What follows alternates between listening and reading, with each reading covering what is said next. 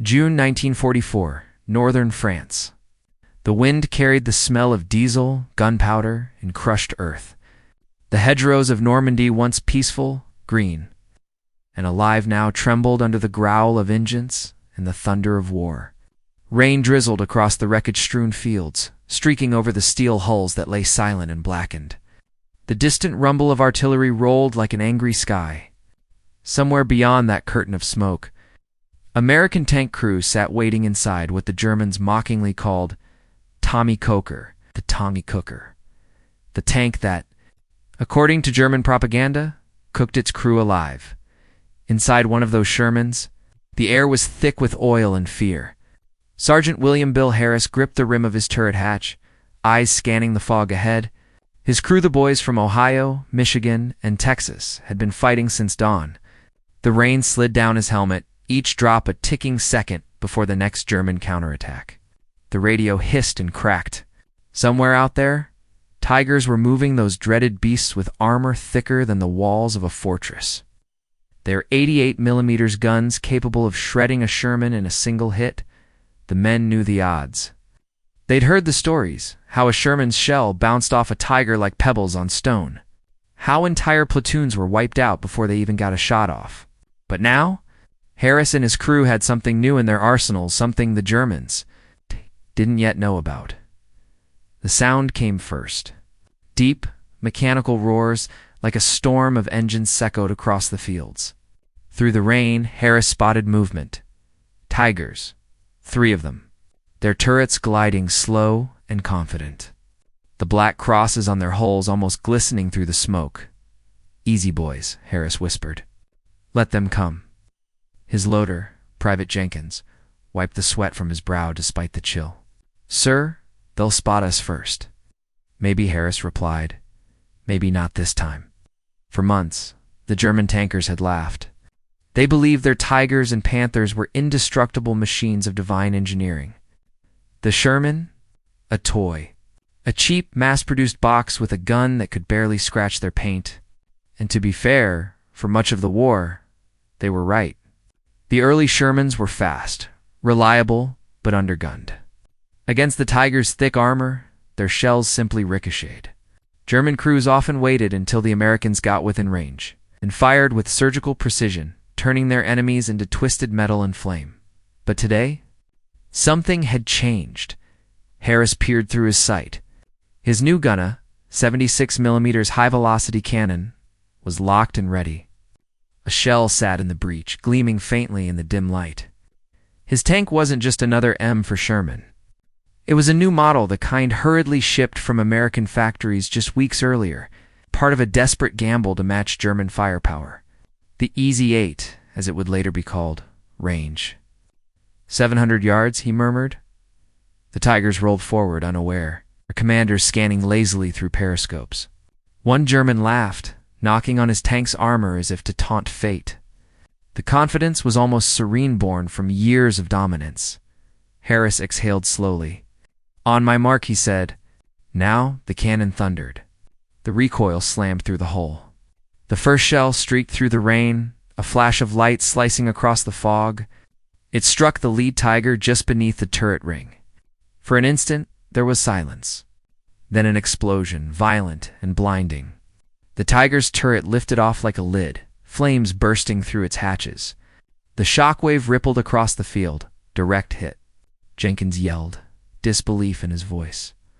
Through the periscope, Harris saw the other Tigers halt, suddenly unsure, suddenly human. Their arrogance evaporated into the smoke curling from their burning comrade.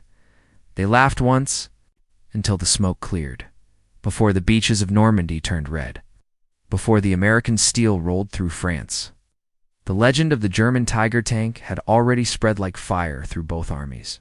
To the Germans, it wasn't just a machine, it was a symbol of invincibility. A fortress on treads, a testament to German engineering supremacy. Its name alone carried weight. Tiger, the beast that ruled the battlefield. In snow-covered forests outside Leningrad, German tank commanders had grown used to dominance. They called their Tigers the kings of the steppe. A single Tiger could halt an entire column of T-34s. Soviet shells pinged uselessly off their armor, like hailstones on a church bell. Crews inside laughed as the 88mm gun fired a single flash, a thunderclap, and another Soviet tank turned to flame. They felt untouchable. When the orders came to prepare for the Western Front, the tankers scoffed. The Americans? One lieutenant had said, lounging beside his tank as mechanics worked around him, "They build refrigerators, not weapons. Their tanks are toys. No discipline. No steel." Laughter rippled through the group, men smoking, helmets tilted back, their breath fogging in the cold. They'd seen newsreels of Shermans catching fire, photos of burnt-out wrecks along Italian roads. The Wehrmacht propaganda had done its job well. The Americans were amateurs, shielded by their factories and oceans, relying on quantity to mask incompetence. Quantity over quality. Major Reinhardt. A decorated tiger ace muttered to his crew, "They think they can drown us in machines. But our tigers?" He ran a gloved hand across the massive barrel. "Our tigers are not machines. They are weapons of art. One tiger equals 10 Shermans." His gunner grinned. Then they better send 11, even at the highest command levels. That arrogance held strong. Reports about American tank tactics were dismissed as crude improvisation. The Sherman was fast, yes, but speed meant little when your armor was paper. The Germans relied on the same doctrine that had served them since Poland and France: superior firepower, precision, and fear. The enemy would see the black cross and lose the will to fight before the first shot was fired. But arrogance has a way of clouding truth. Deep inside the Allied factories in Detroit, Cleveland, and Chicago, something was changing. Engineers were listening to reports from the front. They read the horror stories of tank crews who never stood a chance against the Tigers. And they didn't shrug. They innovated. Every burned-out Sherman sent home wasn't a symbol of weakness. It was data, a lesson written in fire. Meanwhile, the German crews grew complacent. They grew slower to adapt, trapped by their own pride. The Tiger, for all its power, was a mechanical diva, heavy, expensive, and temperamental. It took hours just to change a track. Mud clogged its gears. Fuel vanished like smoke. But the crews ignored these flaws. They had grown too used to the sound of victory by spring of 1944. As Allied intelligence intercepted German communications, one theme was clear. The Germans weren't expecting a serious tank fight from the Americans. They believed they'd win long before any toy tank got close enough to threaten them. Even on the eve of D-Day, as German commanders prepared their defenses across France, their tankers were certain that no American gun could pierce the armor of a Tiger. Back in France, as Sergeant Harris and his crew rolled through hedgerows in their Shermans, they could almost feel that arrogance on the air, invisible but heavy. The German tanks didn't hide. They didn't sneak. They positioned themselves boldly out in the open, as if daring anyone to challenge them. In one intercepted message between two German officers near Caen, the words were almost mocking. "The Americans are coming with their little ovens. Keep your ammunition dry. This will be sport." Sport. That was how they saw it. But while German confidence burned bright, their fuel, their time, and their intelligence were running low. The Allied skies were no longer empty. The roar of P-47 Thunderbolts echoed daily. Supply lines were crumbling. And still, German tankers clung to their faith in steel, blind to the storm that was already building beyond the Channel. When the first EM-4A1 Shermans rolled into Normandy, they looked familiar, boxy, olive, harmless. To German eyes, nothing had changed. But inside, behind those thin plates, something had changed. The Americans had been watching, learning, and preparing. And the Germans? They were still laughing. They didn't know that somewhere behind the hedgerows, American mechanics were fitting new guns, longer, stronger, deadlier. They didn't know that the days of one-sided slaughter were numbered. The battlefield was about to become something new. Not a field of dominance, but a proving ground. A place where arrogance would meet adaptation, and only one would survive. June 1944, the outskirts of St. Lay, Normandy. The morning began in silence. Mist clung to the low fields, turning the world into shades of gray. The hedgerows, dense and tall, made every turn a gamble, every bend in the road a possible death trap. Sherman tanks crawled through the narrow lanes, their engines humming like restless beasts beneath the fog. Inside Sergeant Harris's tank, the mood was heavy. They'd heard radio chatter all night, reports of Tiger tanks cutting through American units just a few miles east. Whole platoons gone. The word Tiger carried its own gravity. Even the bravest crews went quiet when they heard it. "Feels too quiet," Jenkins whispered, adjusting his headset. "Quiet's fine," Harris replied, scanning the field through his periscope. "Quiet means they don't see us yet. But they did." From the ridge above, hidden behind the wreckage of a farmhouse, 2 German Tigers sat like statues of steel. Their gun barrels moved with slow precision, following the movement of the Shermans below. Inside one of them, Lieutenant Karl Wexler watched through his gun sight, a faint smile beneath his breath. "Range 800 meters, his gunner said. Wexler nodded. "Aim for the lead tank. Let's remind them who owns this battlefield." The first shot cracked the air, a thunderbolt that shattered the silence. The 88mm shell tore through the front Sherman, splitting it open like paper. The explosion lifted it off its treads. Smoke poured into the sky. The German crews laughed, confident, relaxed. This was routine. Another shell fired. Another Sherman burst into flame. The rest of the column halted, panic flashing through the radio chatter. "Tiger. Tiger to the right." Someone yelled inside Harris's tank, hearts pounded. "Reverse. Reverse now," shouted the driver. Dirt flew as treads bit into the mud. Harris gritted his teeth, scanning the horizon. "There," Jenkins pointed. Through the drifting smoke, Harris caught sight of them. 2 Tigers, side by side, their guns turning with terrifying calm. Every instinct screamed to retreat, but Harris didn't move. He'd been waiting for this moment to test what Washington had promised. Loader HVAP shell now. Loaded. "Gunner, target the left Tiger. Range 650. On target." Harris steadied his breath. His thumb pressed the trigger. The cannon roared louder than thunder, heavier than fear. The shell streaked across the distance and struck the Tiger's lower front plate with a spark and a shriek. For a second, the crew thought it had failed. But then, an orange glow blossomed from the impact point. Inside the Tiger panic, flames licked the floorboards. Ammunition cooked off. The gunner screamed, reaching for the hatch. But it was too late. The explosion ripped through the turret, blowing it skyward. The second Tiger halted, stunned. Wexler froze, his laughter gone. "What was that?"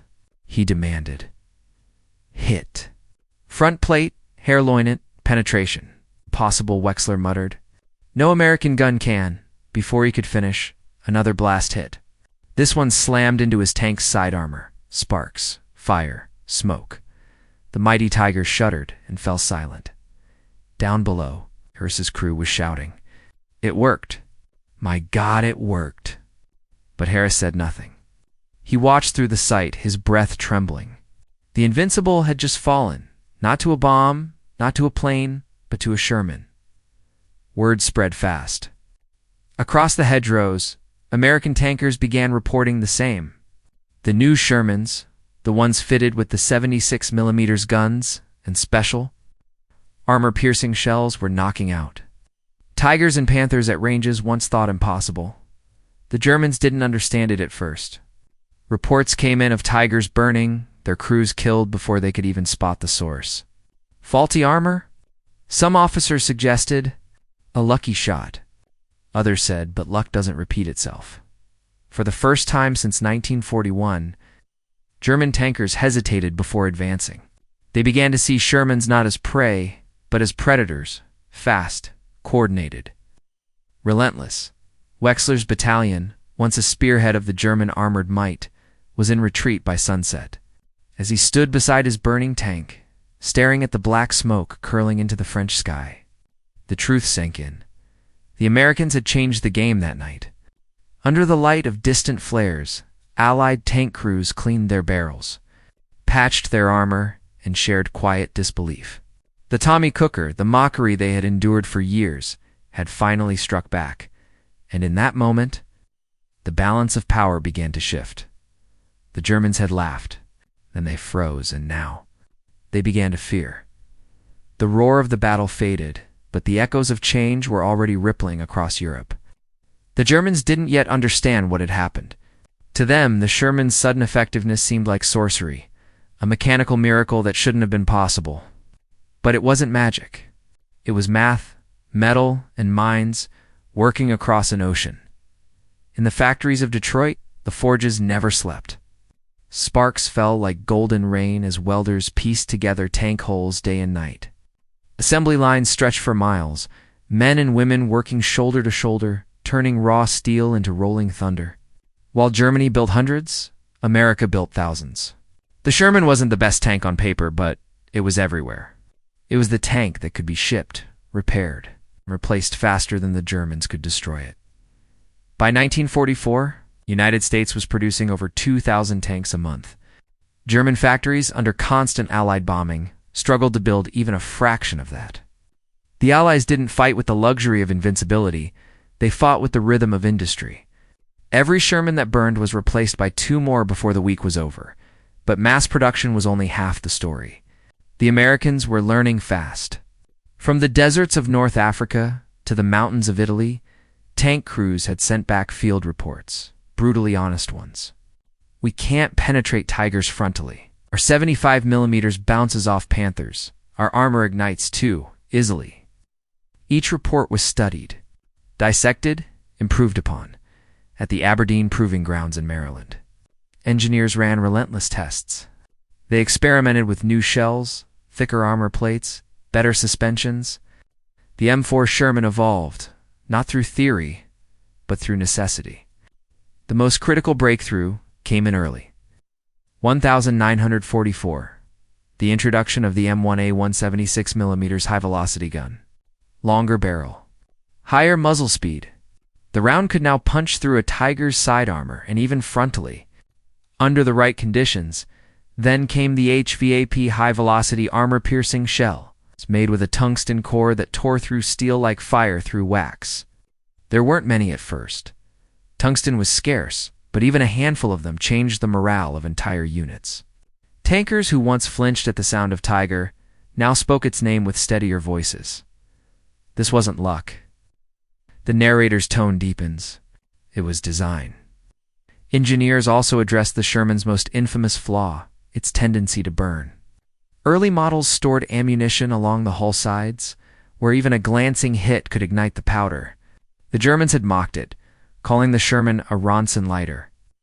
After the American cigarette lighter brand that lights every time, but starting in late 1943, the U.S. introduced wet stowage ammunition compartments, surrounded by water jackets that prevented fires even when penetrated. The result was stunning. Crew survival rates jumped by nearly 80%, the tankers noticed. "She doesn't cook like before," one gunner wrote in his letter home. "She fights back now." Meanwhile, the Sherman's other great weapon wasn't steel, it was speed. The Tiger and Panther were monstrous but cumbersome. The Sherman could pivot, flank, and disappear before a Tiger could even turn its turret. The Americans developed new tactics. Should-hand-scoot maneuvers. Ambush flanking, coordinated strikes between armor and infantry. The Shermans worked in packs 5 against 1, circling their prey like wolves. German aces like Michael Wittmann and Otto Carius would still claim dozens of kills. But for every Tiger they destroyed, more Shermans appeared over the next ridge. It became a war of endurance, and Germany was running out of breath. Then came something the Germans couldn't replicate: air power. The Shermans didn't fight alone anymore. The skies above roared with P-47 Thunderbolts and Typhoons, armed with rockets that could pierce tank armor from hundreds of meters away. For the first time, the mighty Tigers were not the hunters, they were hunted. Every time a German tank column moved in daylight, the American pilots saw it, marked it, and called in fire. The result was a new kind of warfare, a coordination between ground and sky, so seamless that no amount of armor could save the enemy. The Tiger might win a duel, but the Sherman and the P-47 together won wars back home. The philosophy behind the Sherman was simple, almost brutally so. Keep it simple. Keep it running. American engineers didn't chase perfection. They chased reliability. Every bolt, every tread could be repaired in the field. Engines were interchangeable between tanks. A disabled Sherman could be back in the fight within hours. Meanwhile, in Germany, even their own mechanics dreaded the Tigers. Each tank required specialized parts, careful handling, and hours of maintenance. In mud or snow, a thrown track could immobilize it completely. Soldiers often abandoned their precious machines, not because they were destroyed, but because they couldn't move them. That was the quiet truth beneath the battlefield thunder. The Tiger was majestic, fragile. The Sherman was ordinary, but unstoppable. By mid-1944, new variants like the M4A3E8 EZ8 arrived faster, smoother, deadlier. Its improved suspension let it glide over terrain that bogged down the heavier German beasts.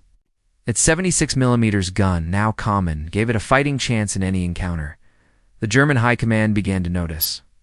Reports flooded in of losses they couldn't explain, Tigers destroyed from long range, Panthers flanked and outmaneuvered. The arrogance began to erode. Engineers at Henschel and Man Factory scrambled to design countermeasures, but it was too late. Their resources were gone. Fuel was scarce. Allied bombers hammered their supply lines daily. The Allies, in contrast, were hitting their stride. By the end of 1944, more than 50,000 Shermans had rolled off American lines, enough to equip not just U.S. forces, but also the British, Canadians, and even the Soviets.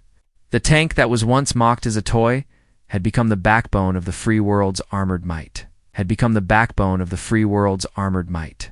Some remembered the laughter too, the laughter of those who once mocked the Sherman. That laughter had died somewhere in Normandy, replaced by the silence of realization. The Tiger crews had fought with courage, but courage alone couldn't stop a tide that never stopped coming. The Sherman crews had fought with heart, even when they knew their odds were thin. In the end, both were victims of a war too vast for any one man or machine to master. When peace finally came, the tanks were left to rust in fields and forests, half buried under the weight of time. Children climbed on their remains, not knowing the fire those machines once carried, and those who had survived. The few who had seen both sides of the story carried a single truth within them, that war is not about who was stronger, but about who could endure the longest without losing their humanity. They had laughed at the Sherman once, then they feared it, and finally, they respected it. The war was over. But its echo never truly faded. The war ended, but the memory of it did not. The fields of Europe grew green again, but beneath that soil slept the iron bones of thousands of tanks, Shermans, Tigers, Panthers, and men who had fought inside them. Time covered them in silence, but their stories refused to die. The Tiger had been a masterpiece of engineering, proud, fearsome, and precise. The Sherman had been simple, flawed, and often mocked. Yet history has a cruel sense of irony. The machine built to dominate was buried by the one built to endure. Somewhere in Normandy, rusting under wild grass, a Sherman still stands. Its turret is frozen in place, its barrel pointing toward a horizon that no longer burns. The paint is peeled, the metal eaten by rain. But inside, etched faintly into the steel, are the words one soldier carved before the last battle: for every Tiger, 100 hearts. That was the truth of the war. It was never just about machines. It was about hearts, courage, and the will to move forward when everything burned around you in the years that followed. Veterans returned home and tried to rebuild their lives. Some opened garages, fixing engines because the sound of them brought comfort. Some never spoke of the war again. Others would pause when they saw an old photograph of a Sherman rolling through Europe, and their eyes would drift somewhere far away. They had survived. But part of them had been left behind in the mud, in the smoke, in the long echoes of a war that had swallowed a generation. Historians still argue about which tank was better. They compare armor, thickness, gun range, mobility, but numbers never tell the whole story. Numbers don't speak of fear, of laughter that turned to screams, of the moments when life and death balanced on a shell's edge. What truly mattered was that, in the chaos of war, ordinary men faced impossible odds and refused to stop. The Tiger symbolized strength, the kind that intimidates. The Sherman symbolized endurance, the kind that survives.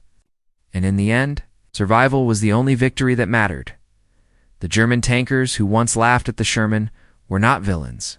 They were soldiers, bound by orders and belief, just as their enemies were. They had faith in their machines, and for a time their faith seemed justified. But faith built on fear always collapses. Faith built on endurance that lives on. By 1945, the laughter that echoed across battlefields had been silenced. What remained was respect, unspoken, heavy, mutual. The Tiger crews had learned to fear the endless wave of Shermans that never stopped coming. The Sherman crews had learned to respect the steel beasts that tested their courage to its limits. War, in its brutal simplicity, had taught both sides the same lesson. Power fades. But will endures. As the world rebuilt itself, the old tanks were melted down, their metal reborn into bridges, ships, and cities. Yet their spirit stayed in the memories of those who survived. Today, tourists walk through museums staring at the hulks of these giants behind glass walls. Children press their hands against cold steel, trying to imagine what it must have been like. They see history. But for those who lived it, those tanks are not relics, they are ghosts. The story of the Sherman and the Tiger is not just about war. It's about human nature, arrogance and humility, power and perseverance, fear and faith. In the end, the Tiger burned. The Sherman endured. They laughed in 1943. By 1945, no one was left to laugh. Still, the myth of German superiority lingered, and for good reason. The Tiger, when it worked, was terrifying. It could still obliterate a Sherman with one shot. But the Americans learned not to duel it. They learned to hunt it. A veteran tanker once said, "If you met a Tiger head-on, you were dead. But if you met one with 3 Shermans and a plan, the Tiger was dead." That was the turning point of the war's logic. Not power, but production. Not fear, but adaptation. The Sherman story wasn't one of glory or elegance.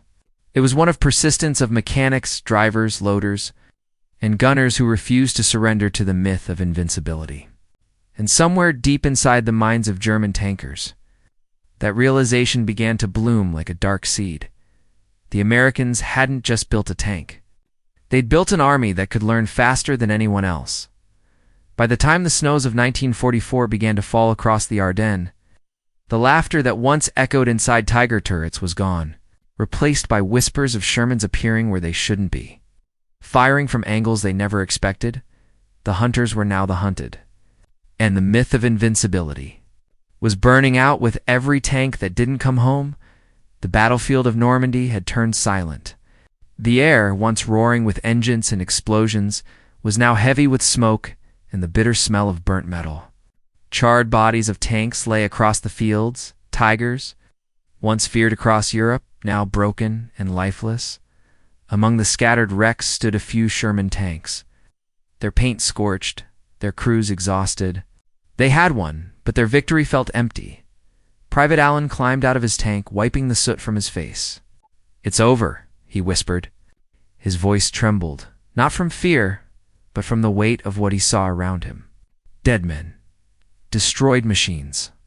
The silence after chaos, no one answered him. They were all too tired, too aware that their survival had been a coin toss. A few steps ahead, Sergeant Miller walked toward a destroyed Tiger. He stared at it for a long time. The German tank looked like a fallen beast, its armor torn apart, its massive gun twisted toward the sky. Inside, a burnt notebook lay on the metal floor. Miller picked it up, brushing away the ashes. A few lines were still visible. Written in German, they read, "If we die here, I hope they remember we were not monsters. We were men." Miller folded the notebook and slipped it into his pocket. "No one wins in a place like this," he murmured. The Sherman crews had been told that this was the turning point. The fall of the Tigers meant the end of fear. But standing there, surrounded by destruction, it didn't feel like triumph. It felt like loss. The Allies kept moving forward. Town by town, field by field, the Sherman became the face of the advance. It was not the strongest, but it was everywhere. It rolled through mud, rain, and rubble, while the mighty Tigers, limited in number, broke down or ran out of fuel. Every Tiger destroyed was a symbol of German pride shattered. Every Sherman destroyed was a reminder of how much blood victory demanded by the end of the war. Over 19,000 Shermans were gone. Each one carried 5 men. Some burned alive inside. Others vanished without a trace. For every Tiger they destroyed, several Shermans were lost beside it. But the men inside those Shermans refused to stop. That was what made them win. Factories in America kept building more. Day and night, women worked on assembly lines, welding plates, fixing engines, sending new tanks across the ocean. The war was no longer just fought by soldiers. It was fought by nations that refused to give up. The German engineers had created a masterpiece, a tank unmatched in power and precision. But they built too few, and each loss was one they could not replace. A captured German officer later said, "You had 1,000 Shermans. We had 10 Tigers. When one Tiger fell, we felt it like losing a brother. When one Sherman fell, another came the next day. That's when I knew we could never win." When Berlin finally fell, the world celebrated. But for the tankers who had survived, celebration was hard. They had seen too much. The sound of engines haunted their dreams. The smell of burning fuel never left their memory. In the weeks after the war, farmers in France and Belgium found the remains of tanks buried in their fields. Some were still carrying the bones of their crews. In one, a rusted dog tag was found. James R. Holden, Ohio. The farmer's son who found it didn't know who James was, but every spring he placed wildflowers beside that rusted Sherman. Over time, flowers began to grow through its broken tracks. Nature was healing, even if men never could. The world moved on. New wars began. New weapons were built, but the story of those steel beasts remained. The Tiger, proud and deadly, became a legend of fear. The Sherman, humble and flawed, became a symbol of endurance. People remembered their differences, the power, the design, the armor, but they often forgot what truly mattered, the lives that ended inside them. War doesn't remember names. It remembers numbers. But behind every number was someone's son, someone's brother, someone who laughed, dreamed, and hoped to return home. In the end, it wasn't the steel or the fire that won the war. It was the will of ordinary men who refused to stop moving forward, no matter how much they lost. The fields of Normandy, once filled with smoke and thunder, turned green again. Grass grew over the craters. Children played where men once died. Time buried the noise of war, not its lessons. History remembers the machines, the Tigers, the Shermans, as if they were the true warriors. But behind every tank was a heartbeat. Behind every victory was a grave. The Tiger was built to dominate. The Sherman was built to endure. And in the end, it was endurance that survived. Steel rusts.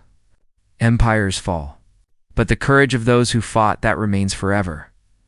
When the guns fell silent, the war's echo lingered longer than anyone expected. Smoke still hung over the shattered villages of France, and the smell of burnt fuel and scorched earth clung to the air like a ghost that refused to leave. In the days that followed, the surviving tankers, German and American alike, crawled out from their machines, blinking into a world that suddenly felt too quiet on one side of a ruined hedgerow. A Sherman crew tended to their wounded gunner. His hands shook as he tried to light a cigarette.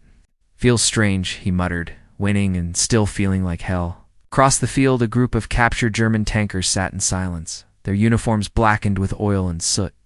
One of them, a young lieutenant named Ernst Weber, stared at the distant column of advancing Shermans. He had fought in a Tiger battalion for nearly 2 years. He had believed with all his heart that the tiger was invincible. Now, he watched the toys he once mocked roll past like an unstoppable tide. Weber spoke softly, almost to himself. "So this is how giants die," no one replied. His comrades simply lowered their heads. For the Americans, the victory came with a weight they hadn't expected.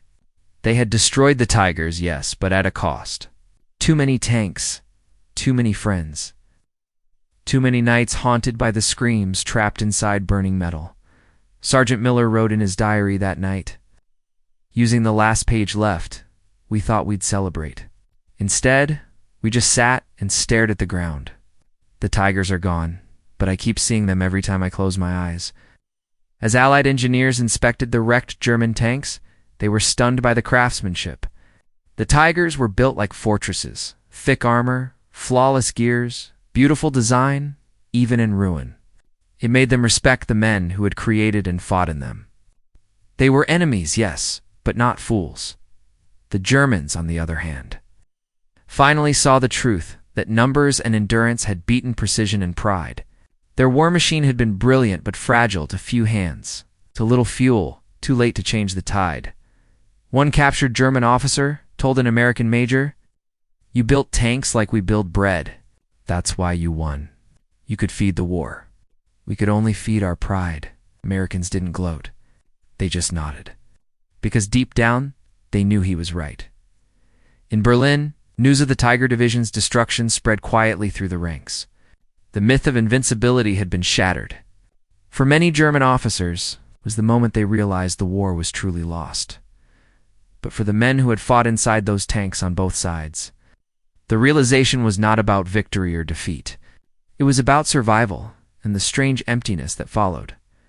When the war finally ended in 1945, some American tankers visited the graves of their fallen crewmates. They laid flowers, whispered jokes, even left small metal badges on the headstones. One of them, Private Allen, placed his helmet down and said, "We called her the Ronson. Lights up every time.